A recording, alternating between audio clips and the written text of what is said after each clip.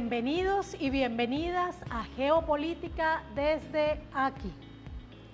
Hoy vamos a abordar un tema que comúnmente se aborda como un problema social, como un problema de salud pública, como un problema moral o incluso como un problema policial, pero por supuesto vamos a hacerlo con un enfoque geopolítico. Vamos a hablar de un tema con el que nos hemos tropezado en las últimas décadas en nuestros estudios sobre la guerra y la paz inevitablemente. Ese tema es el narcotráfico. El narcotráfico se relaciona con las raíces más profundas del capitalismo, con esa acumulación originaria que, como dijo Marx, vino al mundo chorreando lodo y sangre, pues este sistema capitalista que se nutre del narcotráfico. El narcotráfico cumple grandes funciones políticas, vamos a enumerar aquí tres. Primero, lubrica junto con la empresa de la guerra, es uno de los más grandes lubricantes de la economía capitalista.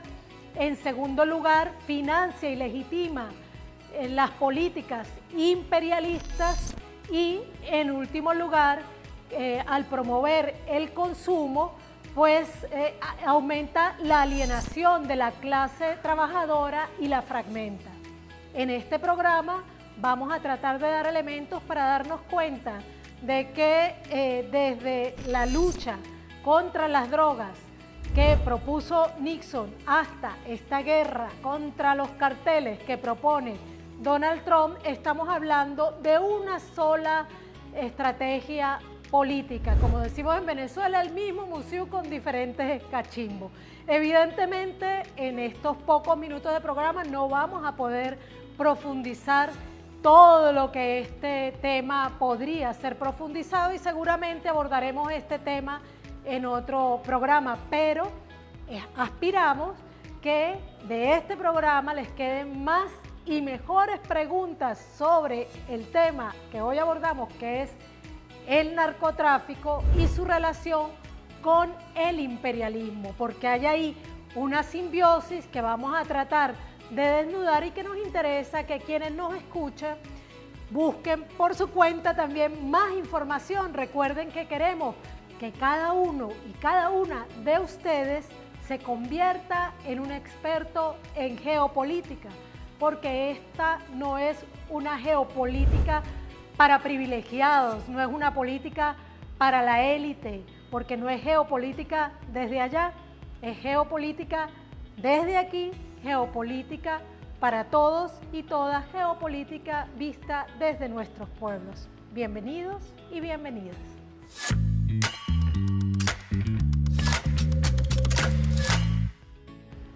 Bueno, ahora espero que tengamos un poquito de estómago para revisar los titulares porque la verdad que a veces cuesta trabajo.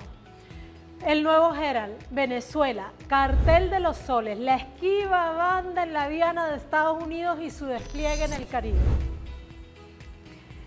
Cubanet, narcotráfico y régimen cubano, alianzas en Centroamérica. Noticias de América. El cartel de los soles, comillas, es una de las mayores perversidades del chavismo. Cuba, siempre aquí Radio Martí. Cuba ayudó con el narcotráfico a que Venezuela fuera un estado mafioso. ABC News, uno de los peores medios en esta guerra mediática. DEA, el mayor alijo de heroína en la historia de Afganistán, sino del mundo. La operación se mantuvo en secreto desde octubre. Hay elementos suficientes para que podamos decir en las cámaras que la producción de heroína en Afganistán no hizo otra cosa que aumentar con la presencia de los Estados Unidos y la DEA. Paraguay y Estados Unidos acuerdan que la DEA mantenga el apoyo en su lucha contra el narcotráfico. Esto es Swish Info. ¿Y qué ha pasado con el Paraguay? No ha hecho otra cosa que aumentar también el narcotráfico desde Paraguay. Estos son los titulares de estos medios que una vez más nos demuestran que no tienen la intención de informarnos, sino que son parte de esa guerra mediática que presenta a los gobiernos soberanos, los que se atreven a enfrentar las políticas imperialistas como criminales, a la vez que pretende glorificar esos organismos que fueron creados para administrar el negocio del narcotráfico, no para combatirlo. Estamos hablando de la DEA y de su principal competidor, que es la CIA.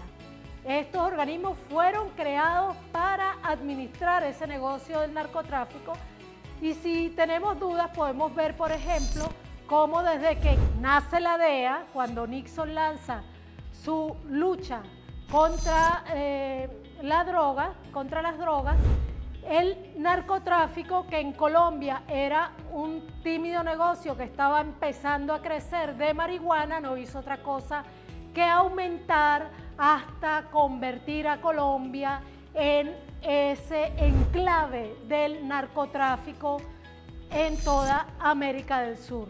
La presencia de la DEA, la presencia de la CIA, la presencia de la OTAN en los países con algún nivel de producción de droga, con algún impacto en el narcotráfico, no hace otra cosa que aumentar la producción de droga y perfeccionar y aumentar el narcotráfico, a pesar de lo que nos digan los titulares.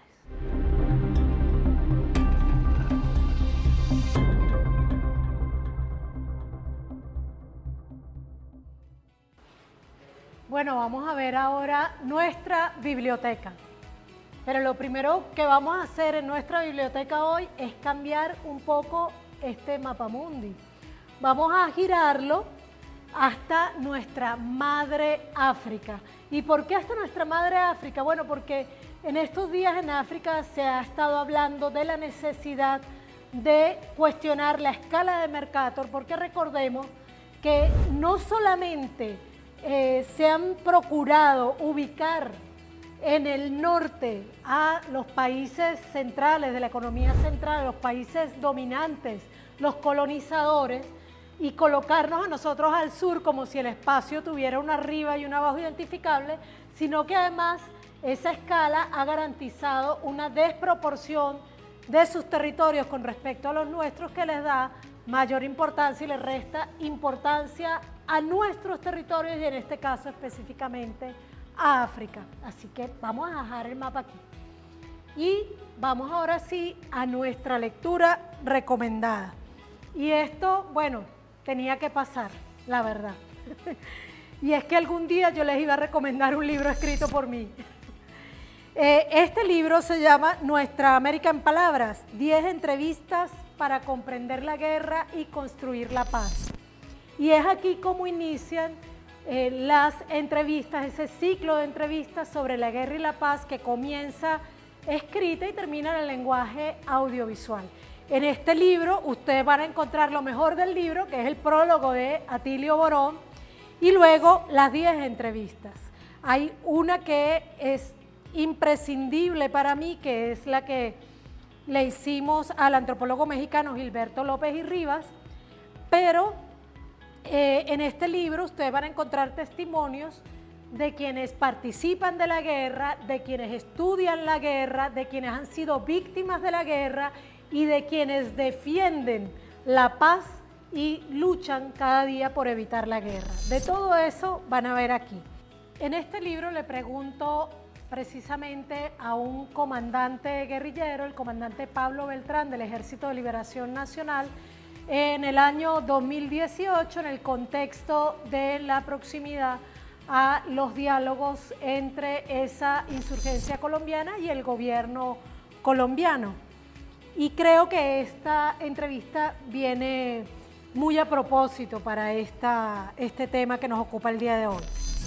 Le pregunto, Peter Dale dice que históricamente la CIA y los aparatos de inteligencia estadounidenses se han apoyado en los carteles del narcotráfico locales para financiar los ejércitos paralelos que le permiten controlar esos países. ¿Estará pasando eso en Colombia y Venezuela? Porque tal parece que el narcotráfico y la guerra son negocios imbricados. ¿Está usted de acuerdo? Responde, así es, cuando Estados Unidos en la Segunda Guerra Mundial necesitó invadir Italia por el sur, se apoyó en la mafia del sur de Italia. eso es historia, y le pagó legalizándole a la mafia siciliana el dominio que tenía sobre los puertos en Estados Unidos. La mafia quedó empoderada con ese pago. Historia más reciente, hubo un gran jefe del FBI llamado Edgar Hoover, tomó el FBI durante 40 años. Se hizo aliado de todas las mafias de los Estados Unidos desde los años 30 y 40, y cuando necesitó atacar el comunismo en la época del macartismo, años 40 y 50, usó las mafias para atacar a los revolucionarios. Conclusión, es una ley del imperio. Ellos priorizan aliarse con los delincuentes comunes para atacar a los revolucionarios. Eso lo llevan en la cultura. Esta entrevista continúa y con ella termina este libro. Pero también, como ya lo hicimos en algunos de los programas anteriores, vamos a recomendarles una película. Esta película que les vamos a recomendar hoy es una película del año 2017, se llama Barry Sale. Algunos le ponen Solo en América, otros lo ponen como El Traficante. Lo cierto es que evidentemente es una película hollywoodense protagonizada nada menos que por Tom Cruise, que si bien edulcora un poco la historia, le resta un poco de responsabilidad política evidentemente a los Estados Unidos, deja en evidencia cómo este caso, que es de la vida real, demuestra que los Estados Unidos y específicamente la DEA y la CIA se vincularon con Pablo Escobar, con el cartel de Medellín, y participaron del narcotráfico para, con el dinero del narcotráfico, financiar a la contra nicaragüense para enfrentar a la revolución sandinista. Así que, viéndola críticamente, pueden encontrar ahí claves para continuar nuestro análisis del día de hoy.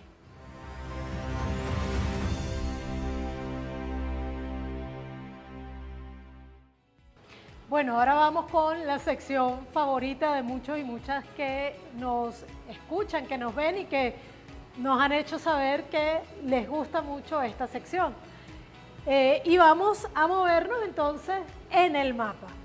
Y en nuestro mapa del día de hoy vamos a arrancar el recorrido por China, porque aquí en la hermosa región de Tianjin se realizó la 25ª cumbre de la Organización de Cooperación de Shanghái, una importantísima reunión donde se dieron cita los líderes de los países más importantes de ese eje que llamamos sur global, de los países no alineados. Se encontraron aquí Vladimir Putin, Kim Jong-un de Corea del Norte, Modi de la India, por supuesto con Xi Jinping, y líderes y lideresas de distintas partes del mundo, además de todos los representantes de esta organización.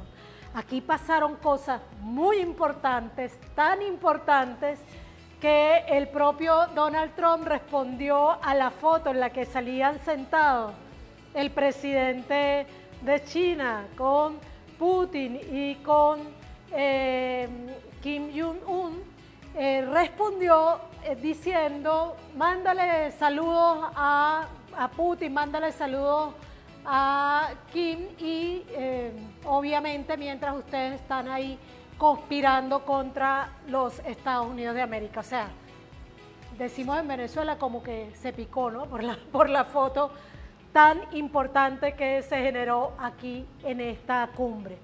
Luego, también en esta cumbre, China lanzó una propuesta al mundo de gobernanza global que resulta muy interesante, que debemos estudiar y que ha tenido muy buena recepción de parte de todos los países que forman parte de la Organización de Cooperación de Shanghái, pero también, por ejemplo, Venezuela se manifestó a favor de esta propuesta de gobernanza global hecha por el gobierno de China.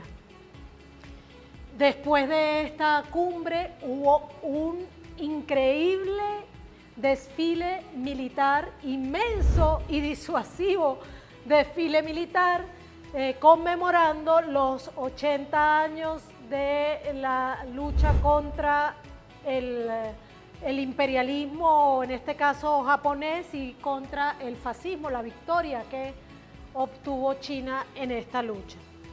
Vamos a movernos entonces de aquí a el Asia Occidental, y aquí siempre tenemos que detenernos en Palestina.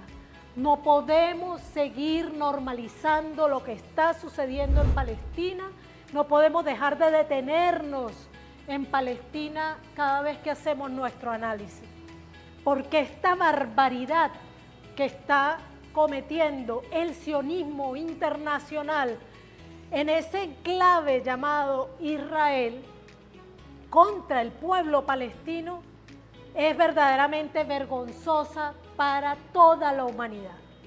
Para toda la humanidad. Estamos hablando de que para el momento hay más de 63.000 palestinos y palestinas asesinados, que según la ONU hay más de 21.000 niños que han resultado discapacitados y discapacitadas por estos ataques, que hay cerca de 250 periodistas palestinos y palestinas asesinadas, y seguimos como humanidad conformándonos con contemplar y limitándonos a denunciar en nuestra escasa posibilidad, pero hace falta seguir siempre levantando la voz. Quienes han hecho más que levantar la voz por Palestina han sido los hutis en Yemen, y precisamente hace pocos días el criminal ente sionista de Israel asesinó, porque no fue una muerte en combate como lo contemplaría el derecho internacional humanitario, fue el asesinato del primer ministro y buena parte del tren ministerial de Yemen. Sin embargo, a pesar de eso, y por algo que hemos mencionado en otros análisis que tiene mucho que ver con la profundidad del pensamiento árabe islámico, la lucha de Yemen en respaldo a la resistencia palestina no se ha detenido. Incluso ha ejecutado operaciones contra el sionismo en el norte del Mar Rojo después del asesinato vil de su primer ministro y de su tren ministerial.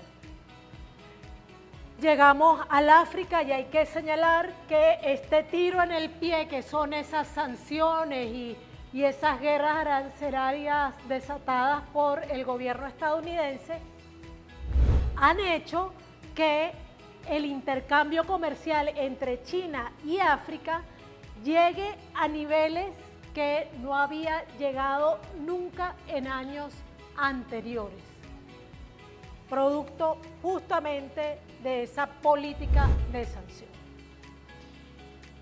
Y de aquí nos venimos a nuestro continente, y obviamente la noticia de los últimos días en este continente ha sido el asedio, la amenaza a Venezuela, la resistencia de Venezuela y la cantidad de operaciones psicológicas, mediáticas, pero también operaciones de falsa bandera que se están tejiendo contra nuestro país para continuar avanzar en las agresiones de esa guerra híbrida planteada contra la revolución bolivariana. En ese contexto vimos operaciones de falsa bandera de parte de Guyana, que por cierto realizó hace pocos días elecciones presidenciales, de las cuales hasta este momento no se saben los resultados, y quizás la más difundida de las operaciones mediáticas, psicológicas que se realizó esta semana contra Venezuela fue la imagen que corrió el propio Donald Trump por sus redes sociales de una lancha que es bombardeada por las fuerzas estadounidenses. Ese es el relato, y según él esta lancha iba cargada de drogas, era del Tren de Aragua y sus fuerzas militares la bombardearon y la explotaron en pedazos. Resulta ridículo ver la historia y darse cuenta de que, tal como lo señaló el ministro de Comunicación e Información de Venezuela, la imagen fue generada por inteligencia artificial.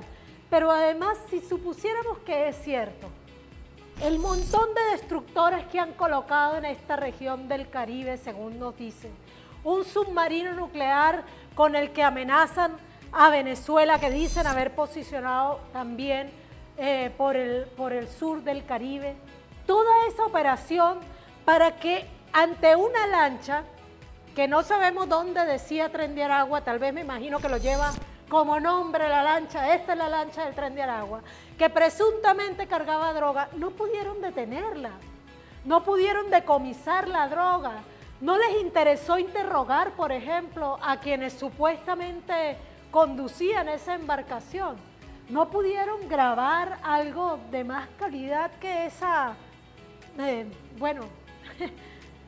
esa terrible imagen, para no decir la única palabra que me viene a la mente para describirlo. Realmente es, sin duda, una operación de muy baja calidad. Y no hablo solamente de calidad gráfica, me refiero también a calidad intelectual. Quien diseñó esa operación, pero no está dirigida contra Venezuela, está dirigida contra su propio público, específicamente está dirigida para seguir legitimando su gobierno, sus acciones colonialistas, imperialistas y fascistas en nuestro continente, en su público más estupidizado, su público más derechizado, y en general diríamos que es una operación muy dirigida al público de Miami. Así están las cosas hoy en nuestro mapa, y a pesar de toda esa fantasía guerrerista, Venezuela continúa defendiendo su sagrado derecho a vivir en paz.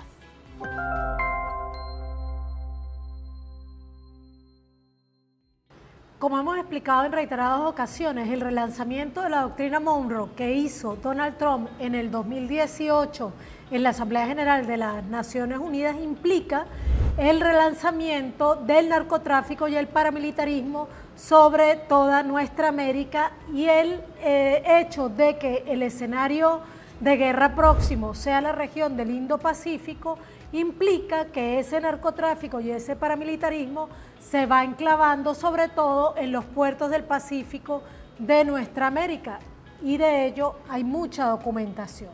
Sin embargo, quisiera enfatizar en que esa relación entre narcotráfico y paramilitarismo es profunda e inseparable, es decir, se utiliza el dinero del narcotráfico para financiar estos grupos paramilitares, que son grupos de derecha que, por cierto, rara vez se enfrentan con insurgencias armadas, prefieren atacar a la población civil, a la población desarmada, para imponer sus normas, para imponer los intereses transnacionales sobre nuestros países, para detener cualquier forma de disidencia de nuestros pueblos contra el sistema capitalista.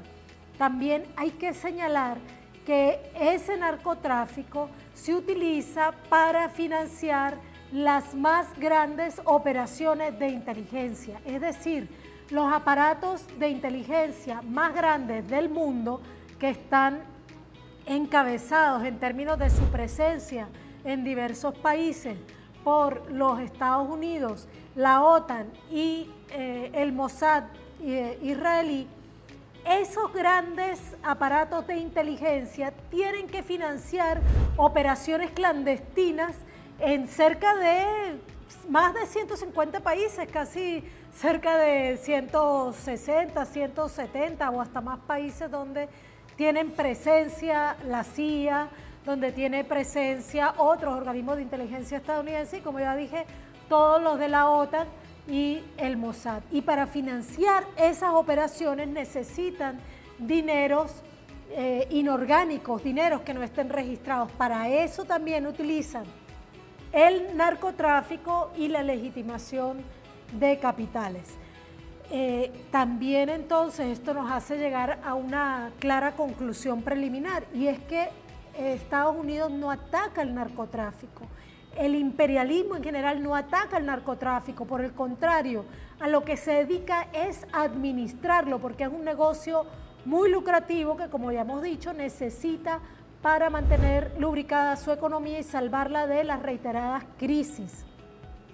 En ese sentido, lo que hace la DEA, la principal tarea de la DEA es administrar ese negocio decidiendo qué cartel crece, qué cartel disminuye, cuál es apoyado, cuál es eliminado, qué capo es asesinado, qué capo es detenido, cuál nuevo capo es posicionado.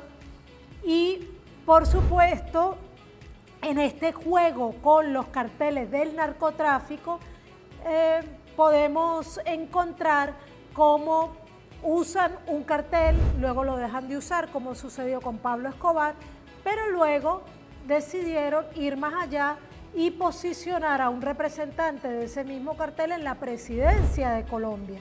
Estamos hablando, por supuesto, de ese genocida impune que es Álvaro Uribe Vélez.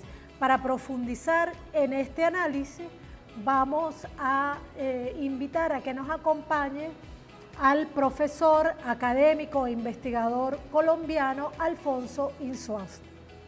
En 1971, recordemos, en la década de los 70, Richard Nixon, de igual manera, transitó su política de Estado a la lucha, su política de Estado y también en su lógica de gobierno, una política de guerra, entre comillas, contra las drogas.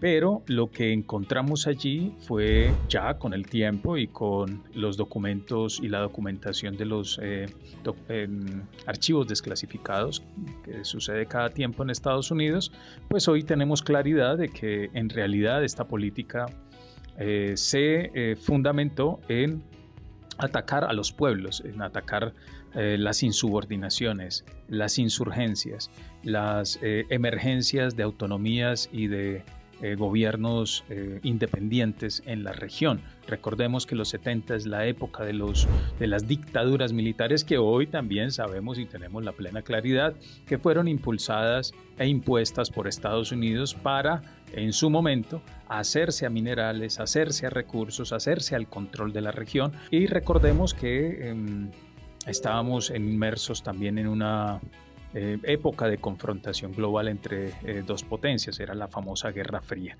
Entonces la excusa de la política contra las drogas en realidad fue una manera de intervenir los estados, mantener el control de la región y apoyar todos los procesos o todos los casos o todo lo que fuera en contra de cualquier propuesta autónoma de los territorios y de los pueblos, acabar con las insurgencias. Ese era el objetivo especial. En la década de los 80 ya Reagan establece o profundiza esta política y encontramos casos como Irán-Contras, en donde hoy también sabemos por esos mismos archivos desclasificados y por investigaciones suficientes que se hizo uso e incluso se implementaron rutas para el tráfico de drogas para que ese dinero sirviera para apoyar los contras, apoyar en Nicaragua grupos paramilitares para atacar la revolución sandinista. Estamos hablando del uso directo de Estados Unidos de este circuito económico ilegal. Entonces, para eso terminó sirviendo también la profundización de las luchas contra las drogas. Es un discurso de doble moral que busca esencialmente mantener el control y evitar toda insurrección. En la década de los 90 nos encontramos con el Plan Colombia, un proyecto militar que se fabrica en Estados Unidos y que es adoptado por Colombia. Dicho Plan Colombia, que se fabrica en los Estados Unidos, que incluso el Congreso tuvo que esperar a que fuese traducido para poderlo discutir, que termina siendo una política injerencista en Colombia, un país estratégico para el control de la región, para los intereses norteamericanos, desafortunadamente, pues, y que hoy cumplimos 25 años de haberse dado inicio a dicho plan, se justificó como un plan para la lucha contra las drogas, pero terminó siendo, como ya lo tenemos hoy muy claro, una lucha contrainsurgente que, según cuentas, ayudó a impulsar o a presionar a las fuerzas rebeldes de las FARC a sentarse en la mesa de negociación. Sin embargo, generó una transformación institucional, una transformación de la fuerza pública y una transformación de las normas, de las instituciones, de la estructura misma del Estado. No solo fue un plan militar, fue un plan político en el que se transformó las estructuras del Estado, la dependencia de las organizaciones sociales, y efectivamente fue una lucha contrainsurgente, no fue una lucha contra el narcotráfico. De hecho, hoy tenemos, aún el país está 25 años después, siendo uno de los mayores exportadores de drogas de uso ilícito. Entonces, esa excusa terminó también reconfigurando la fuerza militar al servicio de los Estados Unidos. Hoy tenemos efectos nefastos, como es el aumento de la violación de derechos humanos, diversas denuncias. La Jurisdicción Especial para la Paz solo menciona algunos de los múltiples, los 6.400 casos, que son muchos más, de ejecuciones extrajudiciales cometidos por la fuerza pública, por el ejército, en el cual se asesinaron jóvenes, comunidades indígenas, campesinos, comunidades afro, que fueron puestos o relacionados como dados de baja en combate, ejecuciones extrajudiciales, delitos de guerra, delitos múltiples de violación de derechos humanos, y una fuerza pública que terminó articulada, gracias a ese Plan Colombia, a fuerzas mercenarias, a ejércitos privados de seguridad que hoy exportan, desafortunadamente, mancillando el honor militar, a diversos militares, exmilitares, que han prestado su servicio, que han prestado su fuerza y han sido capacitados y formados con dineros públicos del Estado colombiano, y hoy prestan sus servicios como mercenarios. Es una deshonra para el país y una deshonra militar, y es un fenómeno que va en crecimiento. Esa es una consecuencia del Plan Colombia. Bueno, tal como lo expresa Alfonso, el Plan Colombia es un gran ejemplo de cómo la supuesta lucha contra las drogas solamente sirve para mejorar el negocio que ellos tienen con el narcotráfico y para avanzar en la militarización de los territorios y en esa llamada lucha contra insurgente imperialista.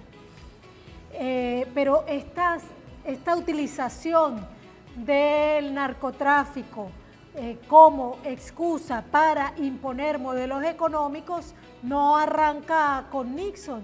Las guerras del opio lideradas por el imperialismo británico en el siglo XIX también pueden ser un ejemplo de ellas que, bueno, habría que analizar con más profundidad. Yo voy a recordarles algunas fechas claves que tienen que ver con esta utilización del argumento de la lucha contra las drogas, de la lucha contra el narcotráfico por parte del imperialismo para imponer su modelo y para continuar su robo y su dominación sobre nuestros territorios. Hablamos al principio de las guerras del opio, a principios del siglo XIX. En 1971 Nixon declara la guerra contra las drogas. En 1986 Estados Unidos financia a los contras en Nicaragua usando los recursos que obtiene del narcotráfico, obviamente en ese negocio con el cartel de Medellín. En 1989, con la misma excusa de la lucha contra el narcotráfico, invade Panamá, una invasión también genocida, una invasión condenada por el derecho internacional. En 1999 se firma el Plan Colombia, plan que no dejó más que consecuencias negativas y dolorosas para el pueblo colombiano, pero que también fue la puerta de entrada definitiva para la presencia militar estadounidense en Colombia y en la región sudamericana. En el 2005 Venezuela rompe relaciones con la DEA, lo hace también Bolivia, y esta ruptura de relaciones con la DEA tiene que ver con todo lo que hemos venido hablando en este programa, y es sin duda la decisión soberana que todos los países de nuestra América que quieran defender su soberanía y su derecho a la autodeterminación deben tomar. Bolivia la expulsa en el 2008. En el 2008, con la misma excusa de la lucha contra las drogas, los Estados Unidos firma un plan muy parecido al Plan Colombia, que es el Plan Mérida, en este caso con México, y en el 2020 dicta la más absurda e ilegal recompensa contra un presidente legal y legítimo como es el presidente Nicolás Maduro, y también contra otros altos cargos del gobierno nacional. En aquel entonces la recompensa era de 15 millones de dólares, ahora, para rayar aún más en el absurdo, la ha aumentado a 50 millones de dólares. Estos son algunos hitos que nos muestran cómo la tal lucha contra las drogas, la guerra contra las drogas, la guerra contra los carteles es en realidad un caballo de Troya para la recolonización, en este caso, de nuestra América. Ahora, unos detalles más que me gustaría darles, haciendo la advertencia de que en este programa no vamos a lograr abarcar un tema tan profundo, y sabiendo que este programa además va a quedar un poco más largo de lo habitual, hay que enfatizar quién gana más en esa cadena productiva del narcotráfico. Y en esa cadena productiva del narcotráfico, donde, por ejemplo, en el caso de la cocaína, 1 kilo de hoja de coca sembrada, por ejemplo, en Colombia, puede costar 0,70 dólares, algo menos de $1, y luego 1 kilo de cocaína llega a costar entre 80.000 y 90.000 dólares, ¿quién gana más con ese negocio? En las cadenas productivas de todos los alimentos, por ejemplo, quien menos gana es el campesino, y quien más gana es el dueño de la cadena de supermercados. Lo mismo sucede con el narcotráfico. Quien menos gana es el campesino. Quien más gana es el cartel que distribuye, y ese cartel que distribuye además distribuye en los países donde se consume, y eso quiere decir que quienes más ganan son los carteles del norte, cuyos nombres no se conocen, no se mencionan. El que más gana es el que distribuye la droga dentro de los Estados Unidos y Europa. Y además allí quienes menos ganan dentro de la distribución, por supuesto, son los que se dedican al minoreo en las esquinas de los barrios más pobres de los propios Estados Unidos, de los barrios más pobres de Europa. Y quienes todo lo pierden, por supuesto, son los consumidores. Pero ¿a quién se dedica la política de represión? Se dedican a reprimir al campesino, se dedican a reprimir al pequeño distribuidor, se dedican a reprimir al consumidor, pero los grandes carteles y quienes se lucran de esos grandes carteles, lavando, legitimando los capitales, permanecen intocables. Y aquí entonces hay que decir que el lavado de capitales salva al capitalismo de las crisis, y si no me creen, revisen cómo se superó la crisis del año 2008, cómo hay bancos que se sostienen en pie cuando todo se cae a su alrededor, cómo hay países que en medio de crisis económicas se sostienen porque el narcotráfico tiene fuerte impacto dentro de su Producto Interno Bruto.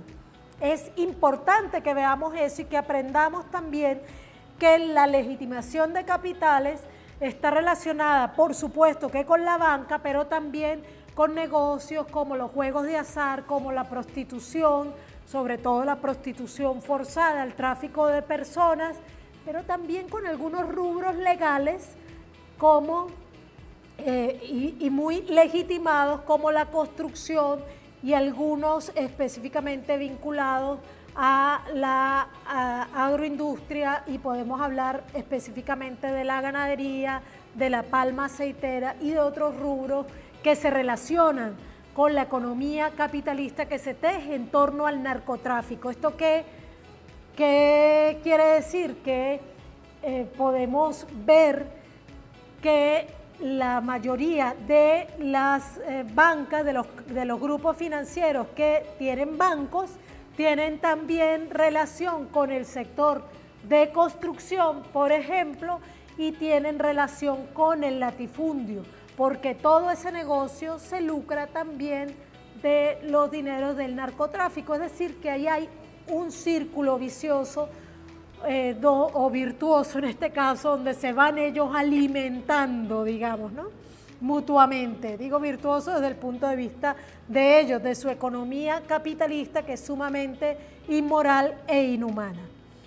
Esta guerra entonces contra el narcotráfico es falsa, es una guerra que tiene como principal objetivo los pueblos, y sobre todo los pueblos que se atreven a insubordinarse. Por lo tanto, es necesario que tengamos claro que es un mito que el imperialismo y que los centros del capitalismo quieren acabar con el narcotráfico, porque en realidad lo administran, lo promueven, lo sostienen y lo necesitan. La relación entre el imperialismo y el narcotráfico es una simbiosis de mutuo beneficio, se fortalecen, se alimentan mutuamente. Jamás les va a convenir acabar con las economías ilegales que les salvan de sus crisis permanentes.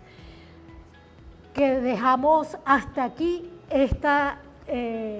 este intento de profundizar en un tema tan denso como el tema del narcotráfico y su relación con la economía capitalista y con el imperialismo, dejando claro entonces que la lucha antiimperialista también es una lucha contra el narcotráfico y contra la drogodependencia. Toda lucha contra las economías ilegales, toda lucha contra este tipo de negocios criminales es un avance para la libertad de los pueblos, y por eso es que somos los pueblos quienes realmente lo enfrentamos y ellos quienes dicen enfrentarlo, pero quienes en realidad se lucran y lo sostienen. Un fuerte abrazo para quienes nos han acompañado el día de hoy, para quienes nos verán en diferido por nuestras redes sociales. Quedamos siempre a la espera de sus comentarios en nuestro correo electrónico. Se les quiere mucho y se les invita a seguir estudiando geopolítica, porque siempre es muy interesante ver la geopolítica con sus propios ojos, verla desde aquí, desde nuestro territorio. Un fuerte abrazo.